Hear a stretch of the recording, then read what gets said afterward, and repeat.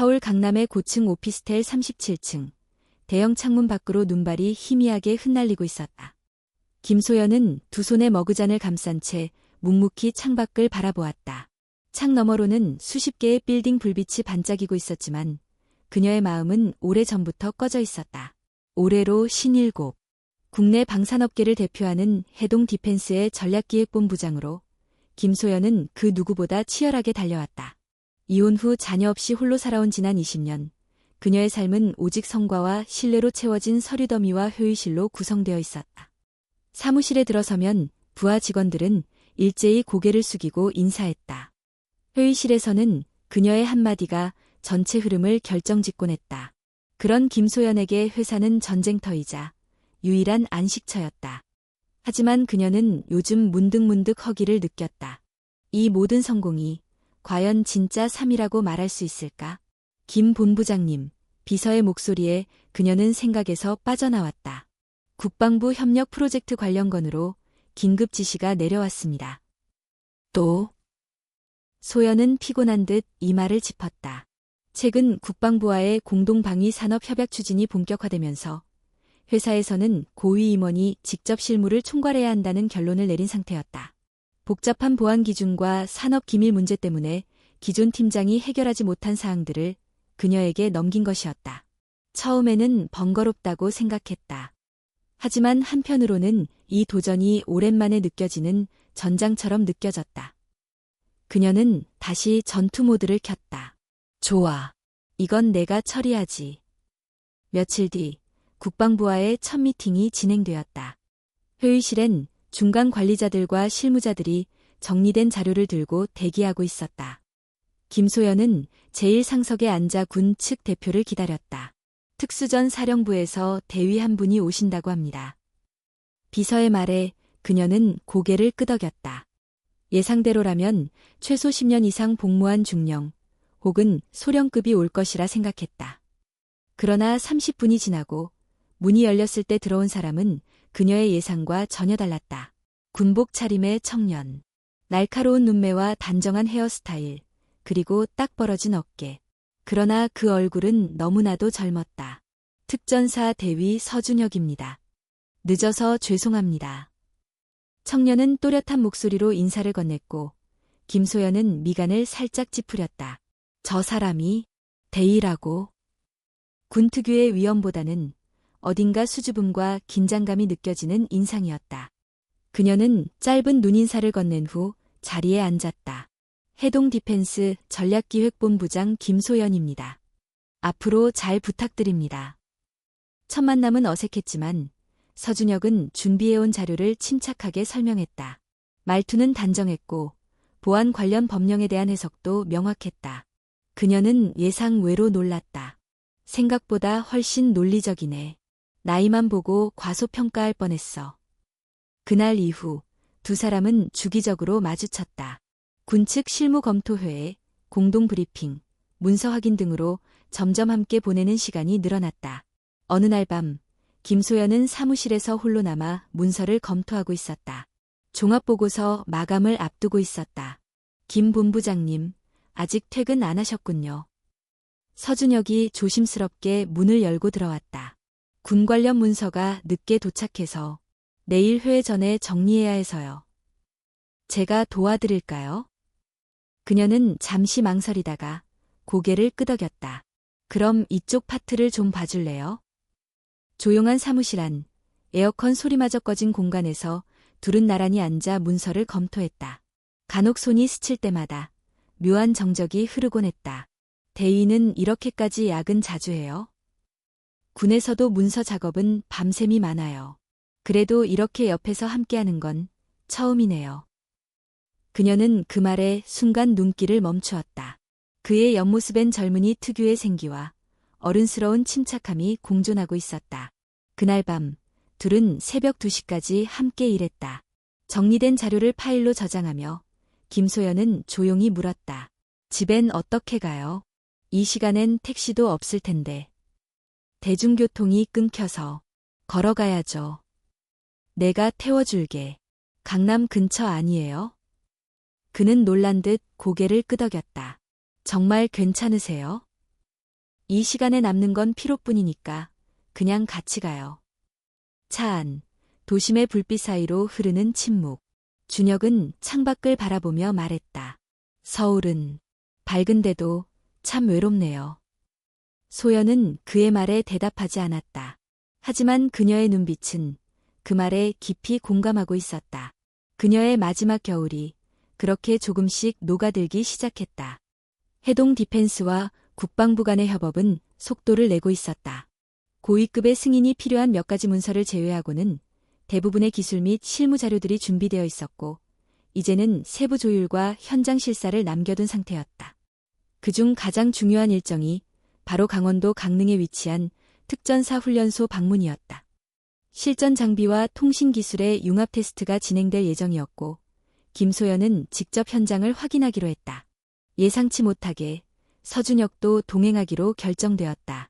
같이 가시죠, 본부장님. 같이요? 현장 지휘관이 일정 조율을 요청해서요. 군 쪽 입장을 설명할 사람이 필요하다고 합니다. 소연은 그의 말에 고개를 끄덕였지만 마음 한켠이 미묘하게 흔들렸다. 단순한 업무 출장. 그러나 이상하게도 그녀의 심장은 약간 빠르게 뛰기 시작했다. 강릉으로 향하는 고속열차 안 나란히 앉은 두 사람은 한동안 말이 없었다. 창밖으로 펼쳐진 설경이 고요하게 흘러가고 있었다. 겨울 바다로 향하는 길은 생각보다 조용했다. 본부장님은 겨울을 좋아하시나요? 준혁이 조심스럽게 물었다. 좋아했었죠. 예전엔. 소연은 잠시 멈췄다가 대답했다. 이혼하기 전엔 매년 겨울마다 여행을 다녔어요. 결혼 생활이 평탄하진 않았지만 그래도 그런 사소한 계절의 기억들은 남더라고요. 준혁은 그녀를 바라봤다. 그 눈빛은 판단이나 동정이 아닌 이해였다. 겨울엔 혼자 있기 더 힘들어지죠. 그녀는 고개를 돌려 창밖을 바라보았다. 눈송이가 천천히 떨어지고 있었다. 도착 후 이들은 훈련소 측과 미팅을 가졌고 장비 테스트 구역을 둘러보았다. 찬바람이 불어오는 야외에서 소연은 목을 움츠리며 코트를 여몄다. 날씨가 제법 춥네요. 여기선 익숙해져야 해요. 바람도 훈련의 일부입니다. 준혁은 장갑을 벗고 자신의 목도리를 풀었다. 이거라도 하시죠. 됐어요. 감기 걸리면 안 되잖아요. 전 괜찮습니다. 본부장님이 감기 걸리시면 더 큰일 나요. 그는 그녀의 목에 살며시 목도리를 둘러주었다. 순간 그녀는 몸이 굳었다. 거리낌 없이 다가온 따뜻한 온기에 소연은 말없이 그를 바라보았다. 이러면 좀 곤란한 거 알아요? 압니다. 하지만 그냥 이 순간엔 그렇게 하고 싶었습니다.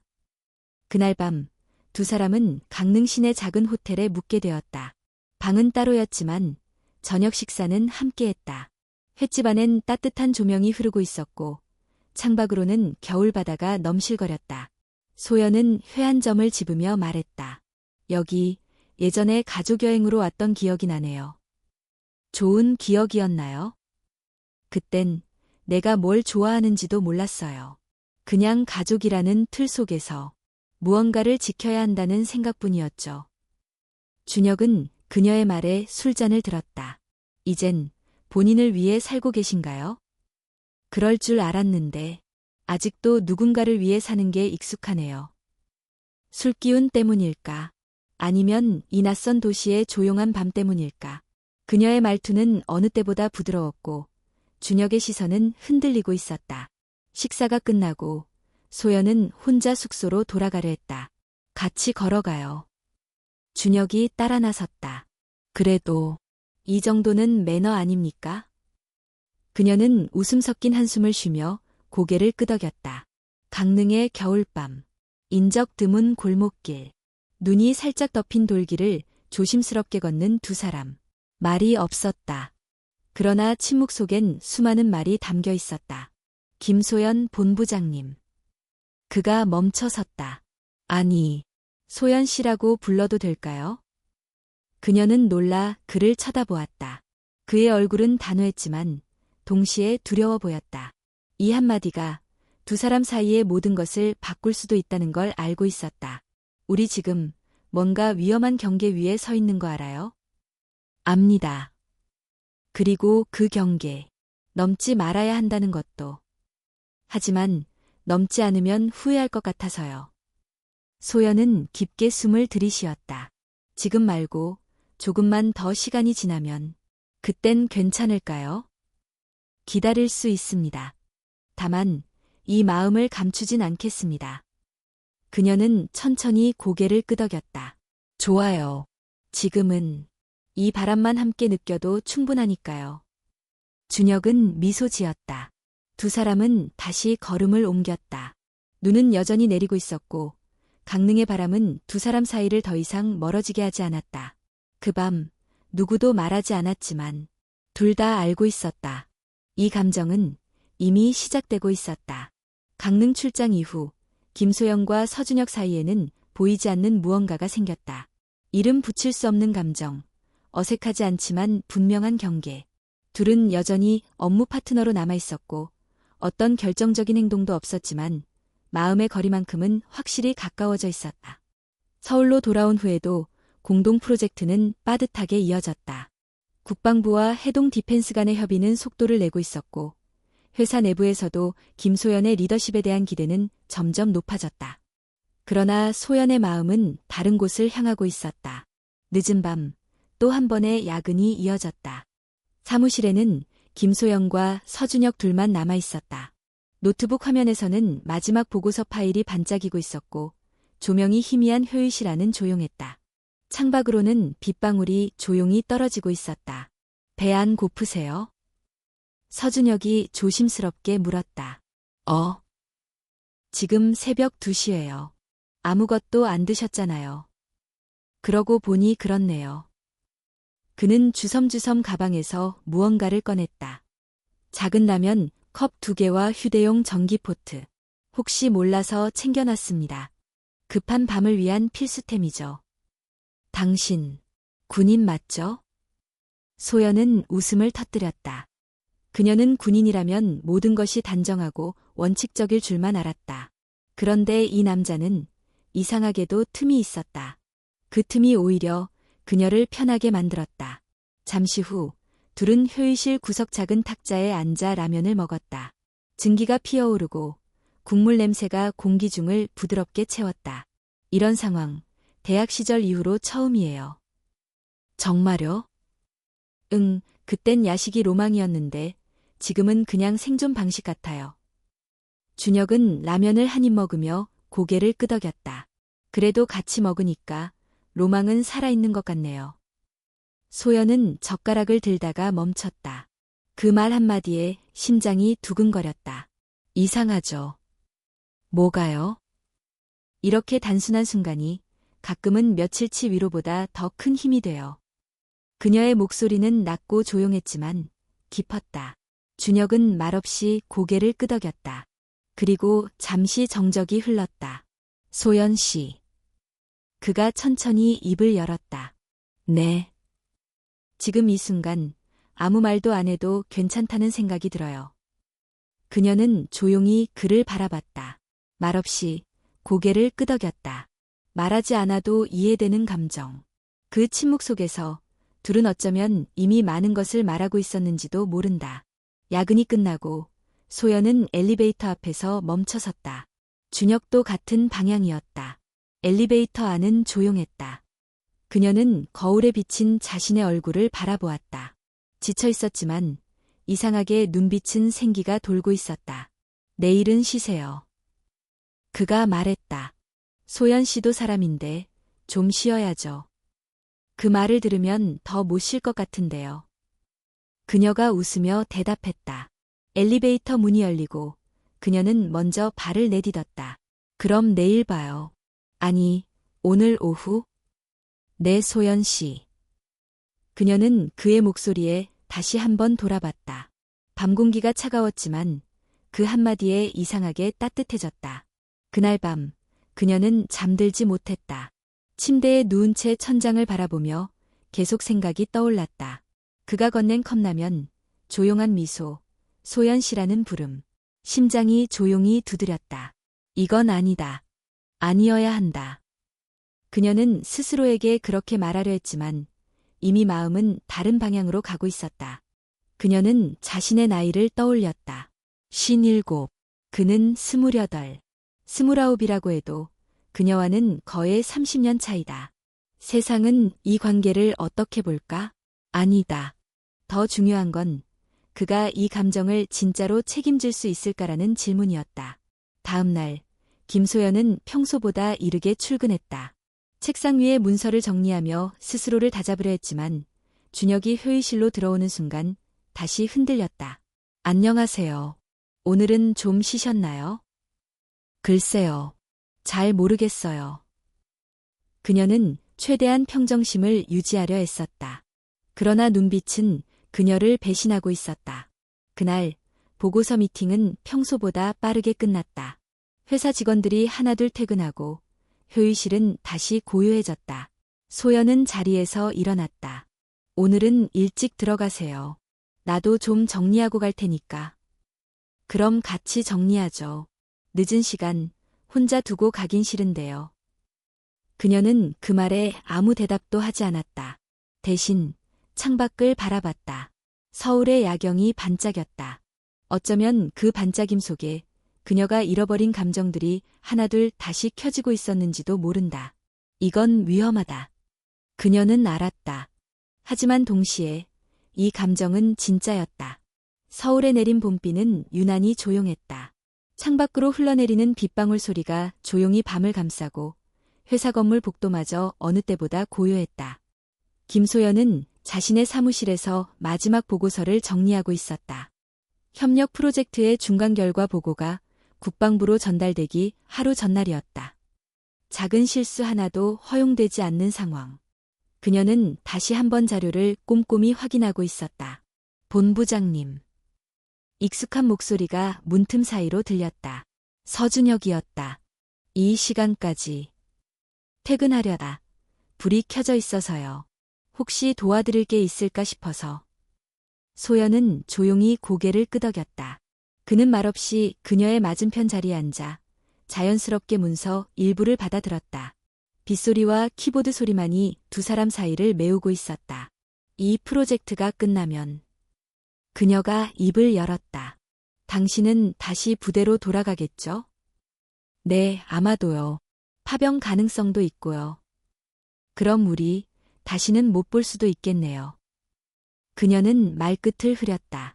일부러 무심한 척했지만 그 말 안엔 복잡한 감정이 섞여 있었다. 준혁은 손을 멈췄다. 그리고 그녀를 바라봤다. 그게 싫습니다.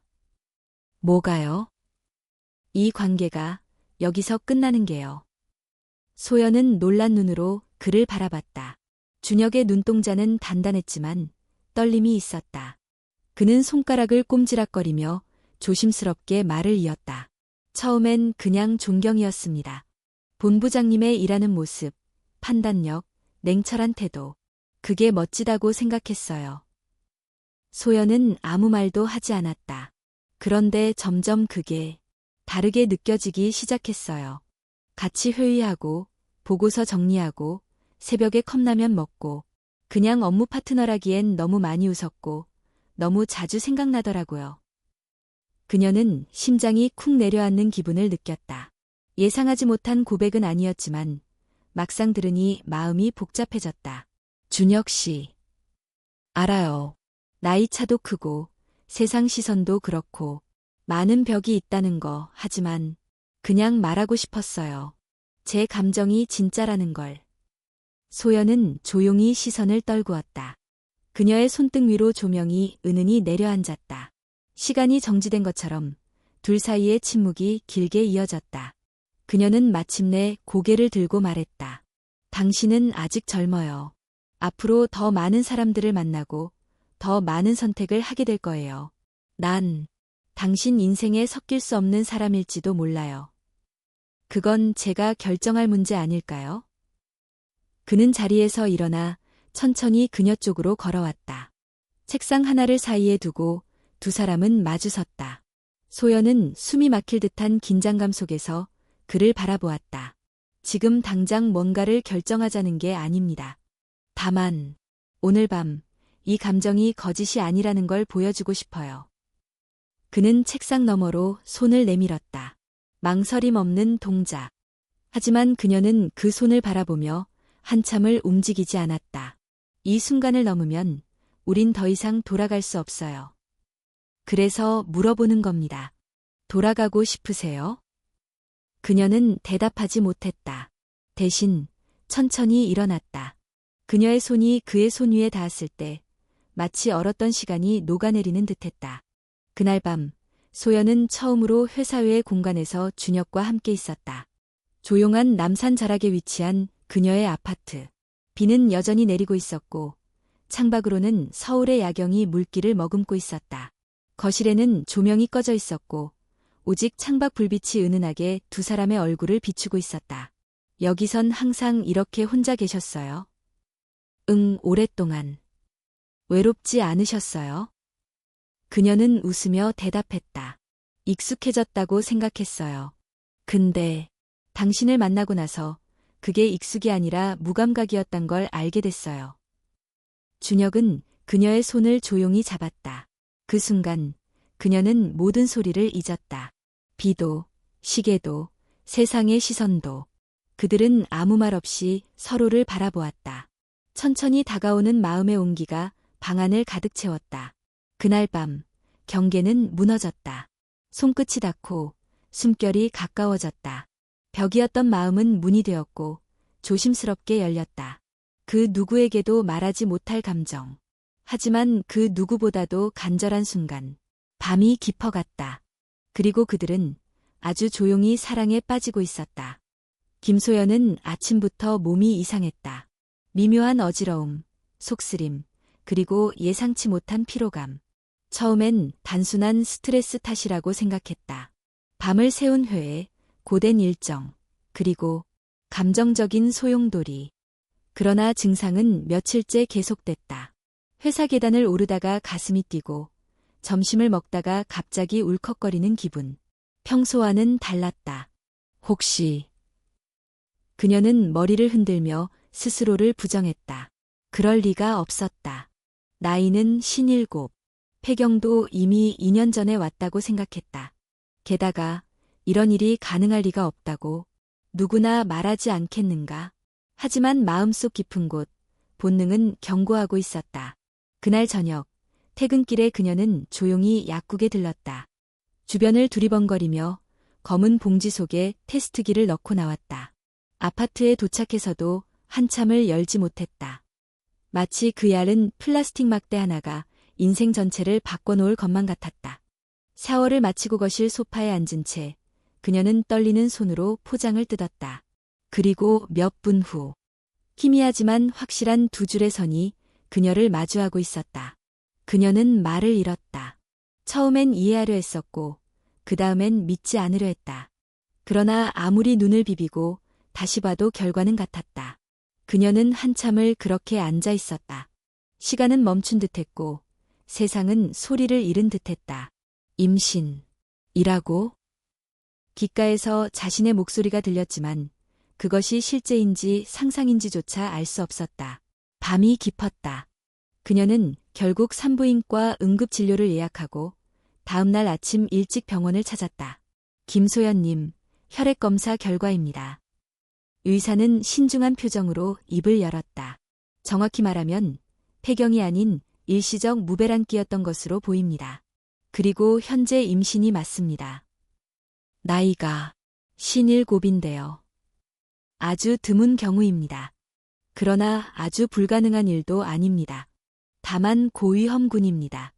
산모와 태아 모두 특별 관리가 필요합니다. 그녀는 충격에서 빠져나오지 못한 채 진료실을 나섰다. 밖으로 나와도 세상이 선명하게 보이지 않았다. 자동차 소리, 사람들의 대화, 모든 것이 멀게만 느껴졌다. 이걸 어떻게 해야 하지? 그녀는 주차장에 멈춰선 채 핸들 위에 머리를 묻었다. 눈물이 왈칵 쏟아졌다. 이유는 복잡했다. 두려움, 혼란, 후회, 그리고 아주 희미한 설렘.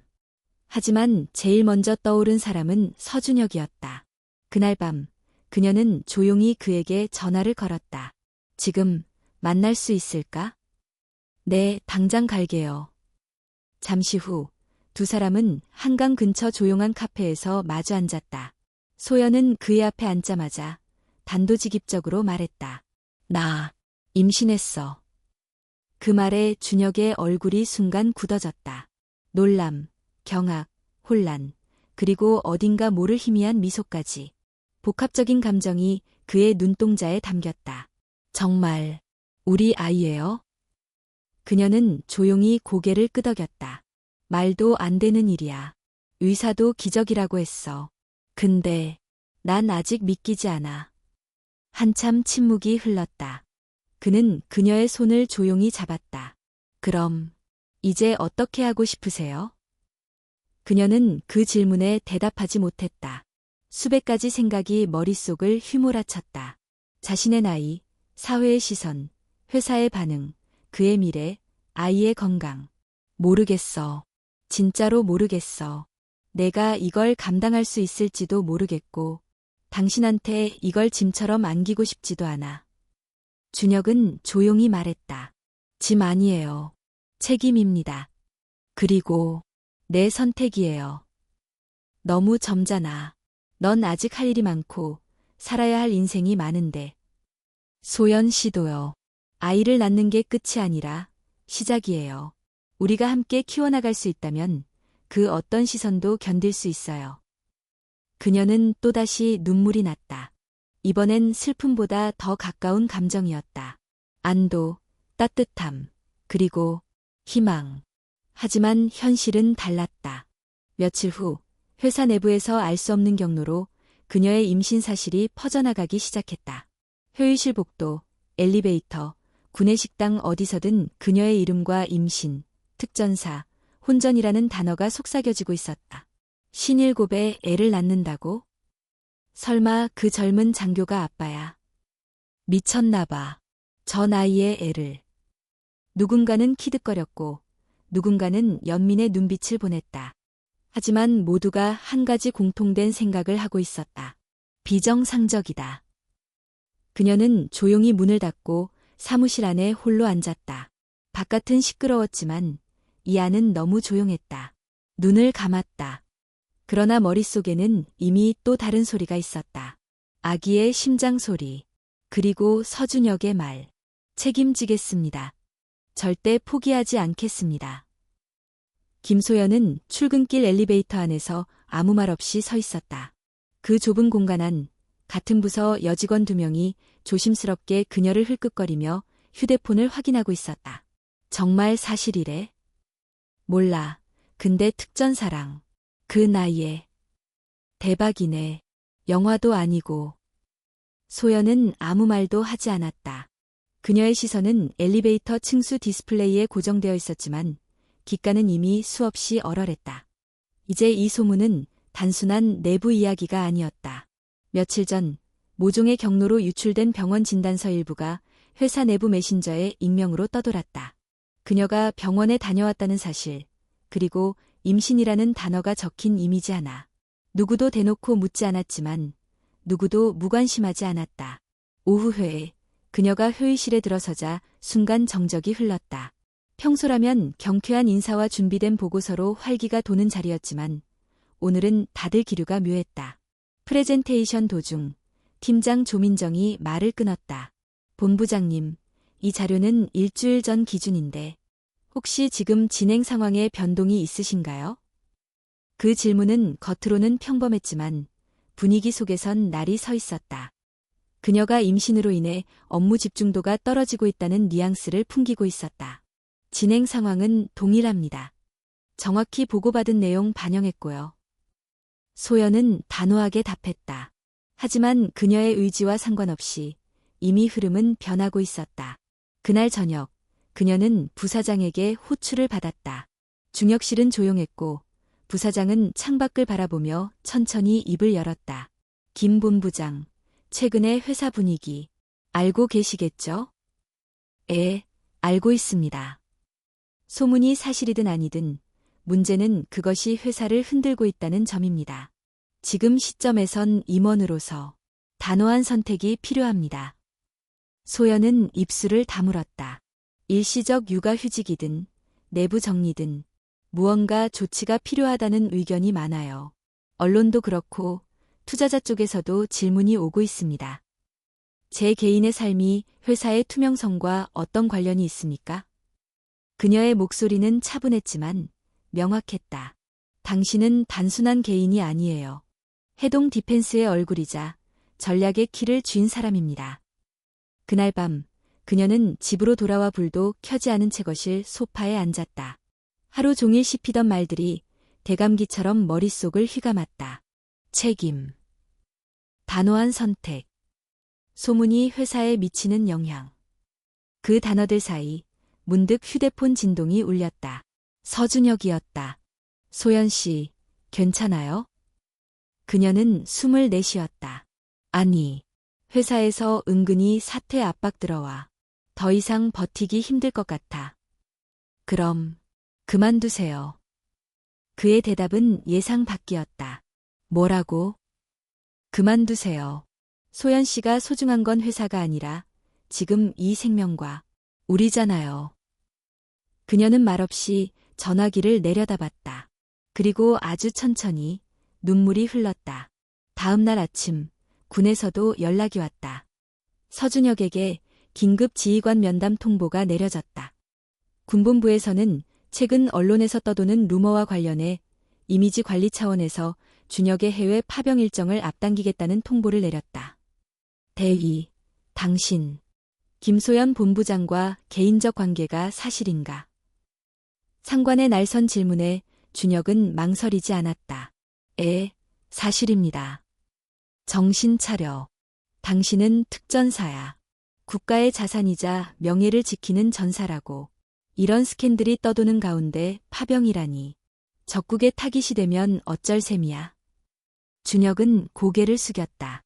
저는 그녀와의 관계를 부정하지 않겠습니다.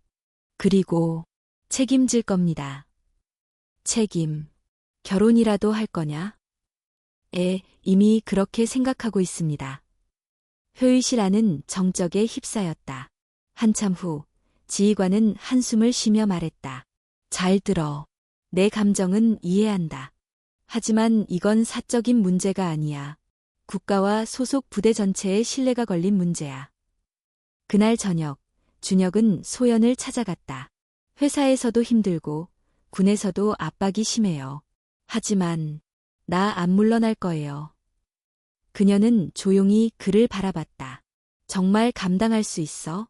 당신이 포기해야 할 게 한두 개가 아니야. 소연 씨도 마찬가지잖아요. 다 잃을 수도 있는데도 이 아이를 포기하지 않았잖아요. 그녀는 아무 말 없이 그의 손을 잡았다. 말 대신 손의 온기가 대답하고 있었다. 우린 물러서지 않는다. 김소연은 한동안 거울을 보지 않았다. 아침에 화장을 하다가도 무심코 얼굴을 외면했다. 눈 밑은 짙은 그림자가 드리웠고 입술은 마르고 창백했다. 하지만 무엇보다 그녀의 눈빛은 예전의 단단함을 잃고 있었다. 그녀는 자신이 흔들리고 있다는 걸 알고 있었다. 아니, 흔들릴 수밖에 없었다. 회사는 사실상 사태를 종용했고 언론에서는 임신한 여성 임원이라는 제목으로 기사를 쓰기 시작했다. 회사가 대응에 나서기 전 누군가 언론에 제보한 것이 분명했다. 국방부와 방산업계, 전례 없는 스캔들, 30년 연하 특전사 대위와의 혼전 임신, 기업 이미지 위협, 김소연 본부장, 임신 인정, 침묵으로 일관. 기사들은 점점 자극적으로 변했고 포털의 댓글창에는 악의 없는 호기심부터 노골적인 조롱까지 가득했다.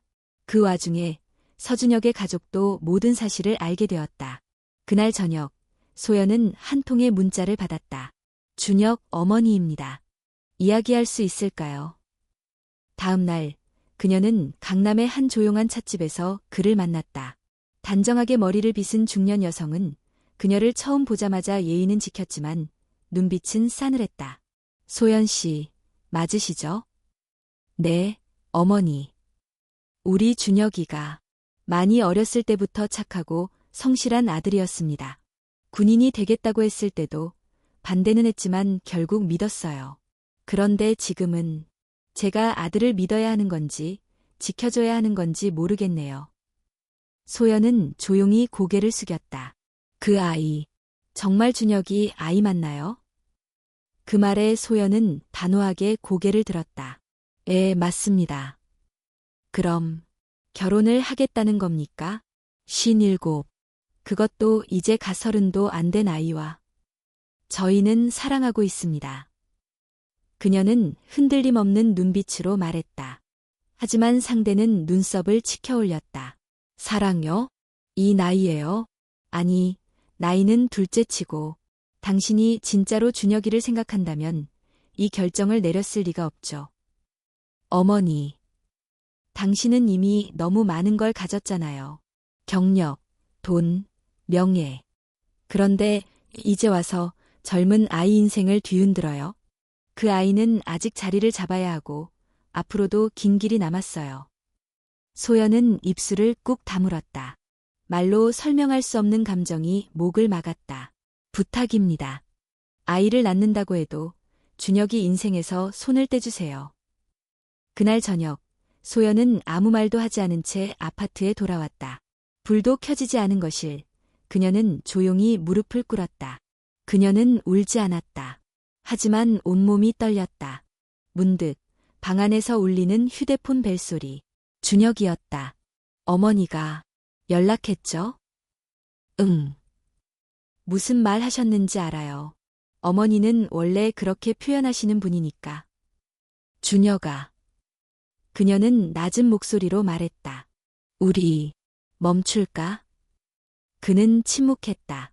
당신 인생을 내가 망가뜨리고 있는 것 같아.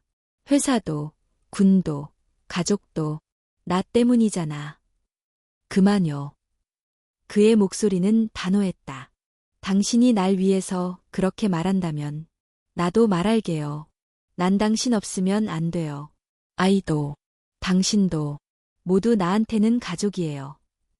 하지만 가족은 포기하지 않는 사람들이 만드는 거예요. 그 말에 그녀는 끝내 눈물을 쏟고 말았다. 며칠 후 소연은 병원을 다시 찾았다. 태아의 건강 상태를 확인하기 위한 정기 검진이었다. 하지만 의사는 조심스레 새로운 말을 꺼냈다. 태아의 심박이 평소보다 느려졌습니다. 고령 임신인 만큼 예기치 않은 위험이 따를 수 있어요. 당분간 절대 안정을 취하셔야 합니다. 그녀는 조용히 고개를 끄덕였다. 그리고 작은 화면 속에서 꿈틀대는 생명을 바라보았다. 그 아이는 아직 아무것도 모른다. 세상이 뭐라 하든 어떤 선택이 맞는지 알지 못한다. 하지만 그 생명은 분명히 존재하고 있었다.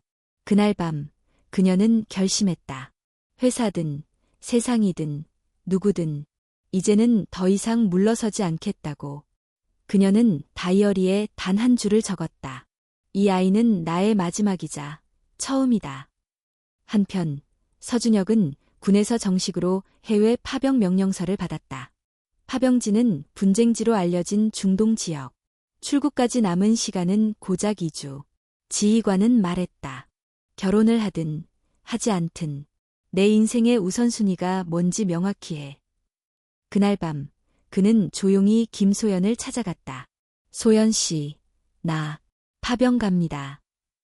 그녀는 아무 말도 하지 않았다.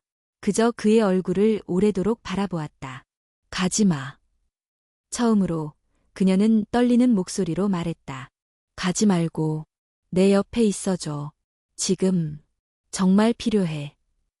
그는 그녀를 꼭 안았다. 그리고 아주 조용히 말했다. 2주만 기다려줘요. 반드시 돌아올게요. 그 후엔 절대 혼자 두지 않을게요. 그들은 서로를 껴안은 채 긴 침묵 속에 서 있었다. 그리고 밖은 다시 봄비가 내리고 있었다. 출근길, 김소연은 여느 때보다 피로했다. 밤새 거의 한숨도 자지 못한 탓이었다. 머리는 묵직했고 가슴은 답답했으며 배 아래쪽은 알 수 없는 긴장감으로 조여왔다. 하지만 그녀는 아무렇지 않은 척 늘 그렇듯 단정한 차림으로 회사에 들어섰다. 오늘은 전략실 전체 브리핑이 있는 날이었다. 비록 임원직에서 물러나기로 합의한 상태였지만 그녀는 후임에게 프로젝트를 제대로 인계하기 위해 마지막까지 자리를 지키고 있었다.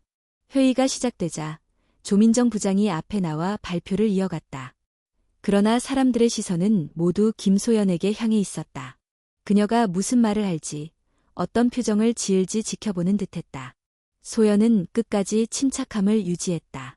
차분하게 의견을 제시하고 문서의 핵심을 짚었다. 그 모습은 여전히 김소연 본부장이었다. 그러나 회의가 끝나갈 무렵 그녀는 갑자기 의자에 몸을 기댔다. 숨이 가빠졌고 시야가 흐릿해졌다. 손끝에 힘이 빠지며 서류가 바닥에 흩어졌다. 본부장님? 그 순간 그녀는 복부를 움켜쥐며 몸을 숙였다. 아. 짧은 신음과 함께 그녀는 바닥으로 쓰러졌다. 119. 빨리 119 불러요. 사무실이 아수라장이 됐다. 누군가는 소리를 질렀고 누군가는 그녀를 부축하려 애썼다. 바닥에 번져가는 붉은색. 그것은 단지 피가 아니었다. 경고였다. Stern. 구급차 안. 의료진은 다급하게 지혈을 시도하고 있었다. 산모고령. 태아 28주 추정. 자궁출혈 징후 심각합니다. 맥박 빠릅니다. 의식 흐림. 김소연은 눈을 감고 있었다. 희미하게 들리는 사이렌 소리, 그리고 멀어져가는 세상의 소리. 그 순간 그녀는 배 안의 아이를 느꼈다. 작고 여린 존재가 그 속에서 아직도 살아 움직이고 있다는 것을. 버텨야 해 안 돼. 아직. Stern. 병원에서는 긴급수술 준비가 시작되었다. 산부인과 전문의는 상태를 확인한 후 보호자에게 연락을 시도했다. 그리고 얼마 후 숨을 헐떡이며 병원에 도착한 사람. 서준혁이었다. 훈련 중이었지만 김소연이 쓰러졌다는 소식을 듣고 허가도 받지 못한 채 부대를 뛰쳐나왔다. 그의 얼굴은 창백했고 눈동자에는 공포가 어른거렸다. 선생님, 소연 씨는요? 괜찮아요? 의사는 진지한 표정으로 말했다. 산모의 출혈이 예상보다 심합니다. 태아도 위험한 상태예요. 수술이 늦어지면 두 사람 모두 위험합니다. 지금 바로 응급 제왕절개를 진행해야 합니다. 그럼 진행해 주세요. 제발. 보호자 서명이 필요합니다. 그는 손을 떨며 서명했다. 그 종이 위에 써내려간 이름. 단순한 절차가 아니었다. 그것은 생명과 사랑에 대한 약속이었다. Stern. 수술실 박대기 의자. 그는 무릎을 꿇은 채 두 손을 모았다. 특전사로서 단 한 번도 무릎 꿇은 적 없던 그가 지금은 한 여자를 위해, 한 아이를 위해 기도하고 있었다. 제발, 살아줘요. 소연 씨, 우리 아이도. 수술은 길어졌다. 초침이 떨어질 때마다 가슴이 내려앉았다. 그 순간, 작은, 그러나 분명한 울음소리가 수술실 안에서 터져나왔다. 아기 나왔습니다. 울음 확인. 그리고 몇 분 후, 간호사가 안고 나온 작은 생명. 붉고 주먹만한 그 얼굴, 울음이 퍼져나가는 그 존재. 건강한 남아입니다. 그는 아무 말도 하지 못한 채 그 자리에 주저앉았다. 눈물이 저절로 흘렀다. 살아있었다. 둘 다. Stern. 중환자실. 김소연은 천천히 눈을 떴다. 하얀 천장, 기계 소리, 그리고 손을 꼭 잡고 있는 따뜻한 손바닥. 준혁. 그가 얼굴을 들었다. 괜찮아요. 수술 잘 끝났어요. 아기도 잘 있어요. 그녀는 눈물을 흘리며 조용히 말했다. 미안해. 당신까지 위험하게 만들었어. 아니에요. 오히려 감사해요. 두 사람 모두 버티고 있어줘서. 그는 그녀의 손등에 입을 맞췄다. 이제 나도 결정했어요. 군에 사표를 낼 겁니다. 그녀는 놀라 그를 바라보았다. 당신, 꿈이었잖아. 이젠 꿈이 바뀌었어요. 내가 지켜야 할 건 여기 있으니까요. Stern. 며칠 후, 그녀는 회복병실로 옮겨졌다. 아기는 인큐베이터 안에서 안정적으로 상태를 유지하고 있었다. 간호사들이 돌아다니는 병실, 꽃다발과 축하카드들이 조용히 채워지는 공간. 그녀는 창가에 앉아 조용히 하늘을 바라봤다. 한 손에는 아이의 이름이 적힌 태그가 들려 있었다. 서하늘. 그녀는 속삭였다. 이 아이는 내 인생에 찾아온 가장 고요하고도 가장 강한 기적이야. 그 순간 방문이 열리고 준혁이 들어왔다. 군복 대신 편한 옷차림. 손에는 작은 상자가 들려 있었다. 그가 무릎을 꿇었다. 소연 씨, 우리 이제 진짜 가족이 될래요? 그녀는 아무 말 없이 웃었다.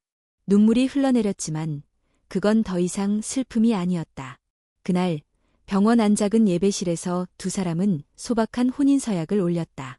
의사 가운 대신 간호복, 군복 대신 평상복, 드레스도 없고 꽃도 없었지만 그 누구보다 진심 어린 결혼이었다.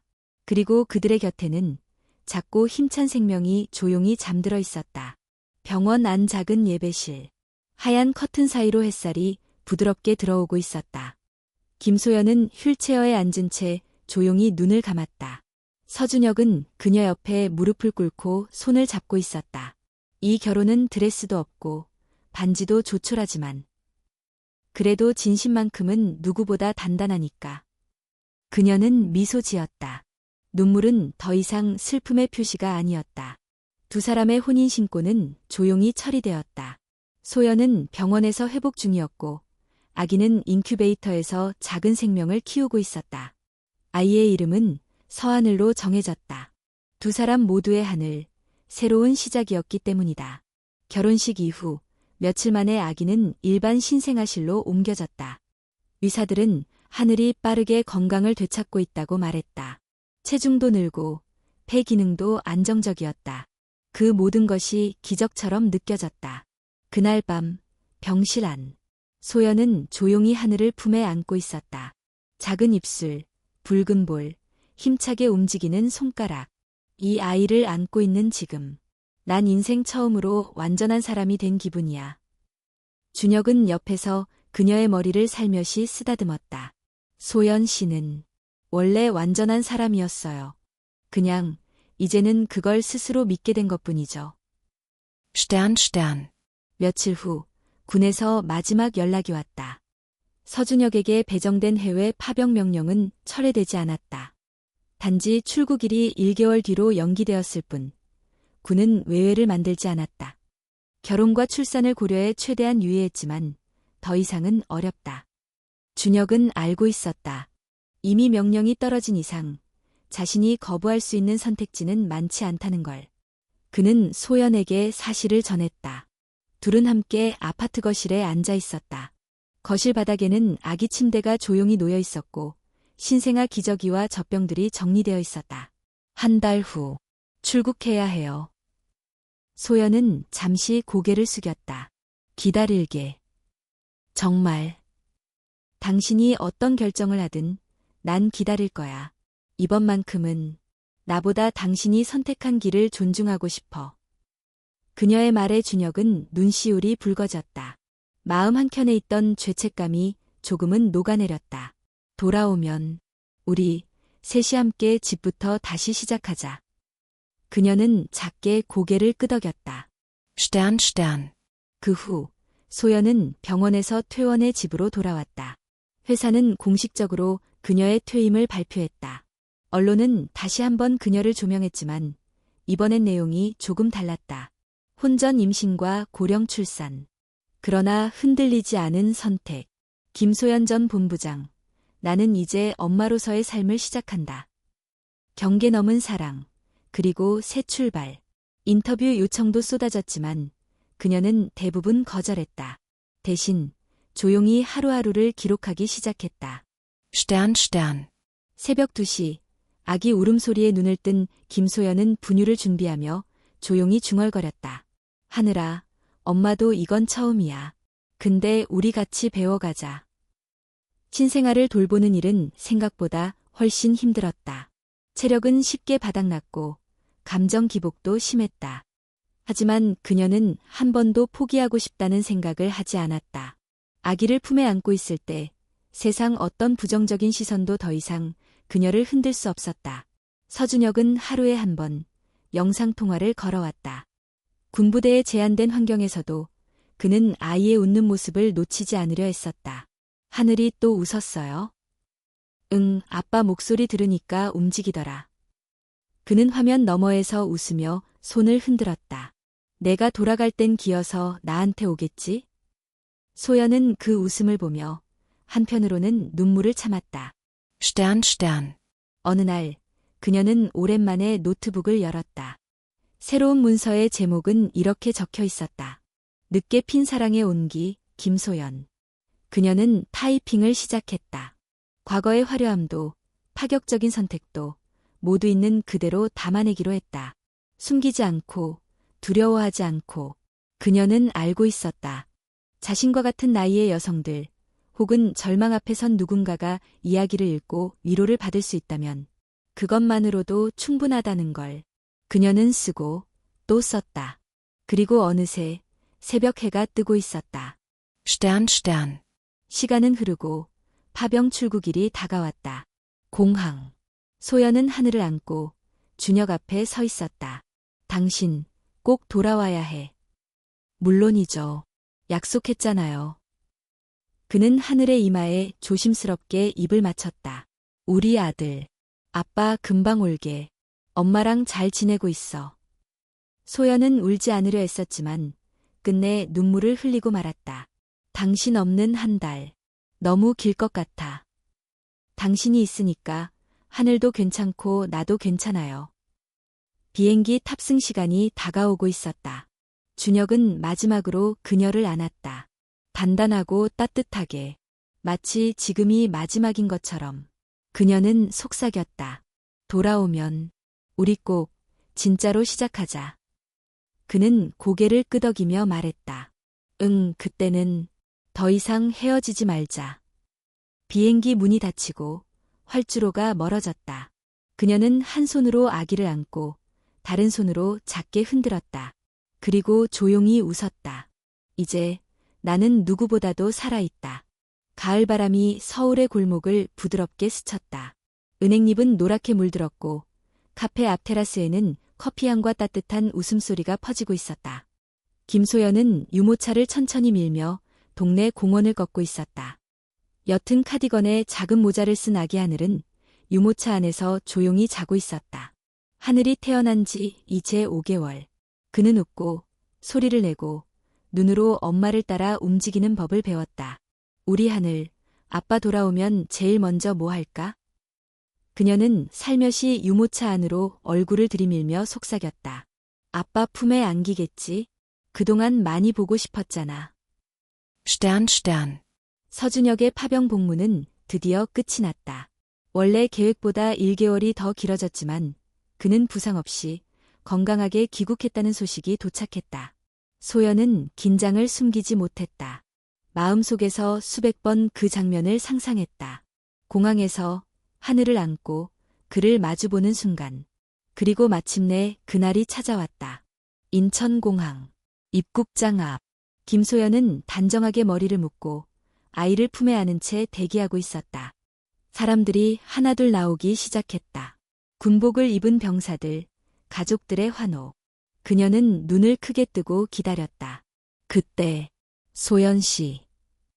익숙한 목소리. 그리고 그토록 기다려온 얼굴. 서준혁은 군복 차림 그대로 그녀 쪽으로 달려왔다. 눈엔 눈물이 맺혀 있었고 입술은 떨리고 있었다. 준혁아. 그는 그녀를 그리고 아이를 동시에 끌어안았다. 긴 시간이 한 번의 포옹으로 녹아내렸다. 돌아왔어요. 약속대로. 그녀는 울며 웃었다. 정말 고생했어. 우리 다시 시작이야. Stern, Stern. 이후 두 사람은 서울 외곽의 조용한 동네로 이사를 했다. 넓은 마당은 없었지만 햇빛이 잘 드는 아파트 단지였다. 이곳에서 세 사람은 처음으로 진짜 가족으로서의 일상을 시작했다. 아침엔 함께 아이에게 이유식을 먹이고 오후엔 번갈아 가며 재우고 저녁엔 세 식구가 함께 저녁상을 차렸다. 소연은 예전처럼 회사에 나가지 않았지만 매일이 바빴다. 그리고 매일이 의미 있었다. Stern, Stern. 하루는 준혁이 조심스럽게 물었다. 소연 씨, 다시 회사로 돌아가고 싶은 생각은 없어요? 그녀는 고개를 저었다. 가끔은 보고 싶긴 해. 회의실, 보고서, 브리핑. 하지만 지금 이 아이를 품에 안고 있는 시간이 더 이상은 다시 올 수 없다는 걸 알거든. 당신은 나보다 훨씬 용감한 사람이에요. 소연은 잠시 생각하다 웃으며 말했다. 나 사실 겁 많아. 예전엔 일 아니면 아무것도 자신 없었거든. 근데 이젠 알아. 내가 일 아닌 사람을 선택해도 충분히 살아갈 수 있다는 거. Stern, Stern. 그녀는 매일 저녁 아이를 재운 후 책상 앞에 앉아 글을 썼다. 책 제목은 이미 정해져 있었다. 늦게 핀 사랑의 온기, 경계를 넘은 어느 엄마의 이야기.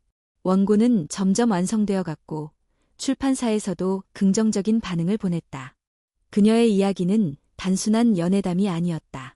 그것은 여성, 나이, 사회적 기대, 생명, 그리고 용기의 기록이었다. 그리고 어느 날 작은 강연 요청이 들어왔다. 주체는 중년 여성을 위한 자조 모임. 장소는 도서관 작은 강당. 그녀는 고민 끝에 수락했다. Stern, Stern.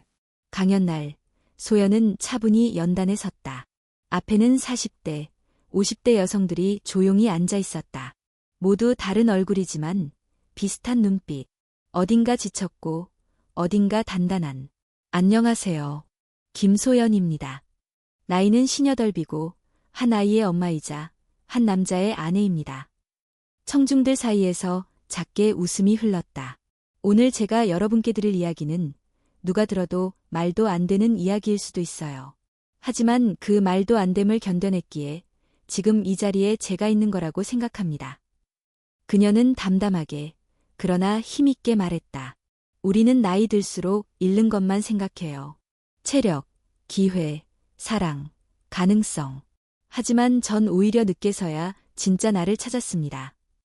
그리고 깨달았어요. 인생은 앞서 달리는 것이 아니라 끝까지 살아내는 것이라고요. 그녀의 눈가에 살짝 물기가 맺혔다. 청중 중 몇 명도 고개를 끄덕이고 있었다. 그러니 여러분, 혹시 지금 외롭거나 늦었다고 느끼신다면 그건 시작일 수 있어요. 아직 늦지 않았습니다. Stern, Stern. 강연이 끝난 후 누군가 조심스럽게 다가왔다. 50대 후반쯤 되어 보이는 여성. 선생님, 저도 이혼하고 아이 없이 혼자 지내고 있어요. 늘 늦었다고 생각했는데 오늘 선생님 이야기를 듣고 마음이 좀 열렸어요. 소연은 따뜻하게 손을 잡았다. 누구도 우리에게 이제 끝이라고 말할 수 없어요. 왜냐면 끝이란 스스로 결정하는 거니까요. Stern, Stern. 그날 밤 집으로 돌아온 김소연은 거실에서 자고 있는 준혁과 하늘을 바라보았다. 아이는 그의 가슴 위에 기대 잠들어 있었고 준혁은 책을 펴둔 채 꾸벅 졸고 있었다. 그녀는 휴대폰을 들어 사진을 찍었다. 그리고 SNS에 조용히 글을 올렸다. 우리는 세상의 중심은 아닐지 몰라도 서로의 전부입니다. 삶은 나이에 구속받지 않고 사랑은 때를 가리지 않는다. 내 인생은 이제서야 진짜로 시작된 것 같다. Stern, Stern. 세상은 여전히 바쁘고 시끄럽다. 편견은 여전하고 시선은 날카롭다. 하지만 김소연은 이제 두렵지 않다. 그녀는 사랑을 선택했고 생명을 지켰으며 스스로를 지켜냈다. 그것이면 충분하다. 그리고 오늘도 그녀는 아이에게 젖병을 건네며 조용히 말한다. 하늘아, 너는 엄마에게 온 가장 따뜻한 기적이야. 그리고 우린 끝이 아닌 매일 새롭게 시작 중이란다.